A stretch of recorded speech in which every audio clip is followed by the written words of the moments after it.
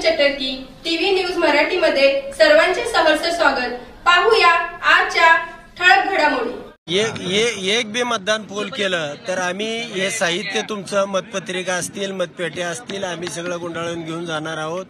तुमच्यावर सगळ्यावरती आम्ही गुन्हे दाखल करणार आहोत। आम्ही अगोदरच 144 कलम पुकारलेला आहे। आता या प्रशासनाच्या भूमिके संबंधी सगळ्या गावकऱ्यांशी या ठिकाणी चर्चा करण्यात आली। गावकऱ्यांचं म्हणणं असं आहे की जर मतदानच करू देत नसतील ते आपण पेट्या धरून ठेवणार आणि ते हिसकावून घेतील, यामध्ये गोंधळ उडेल।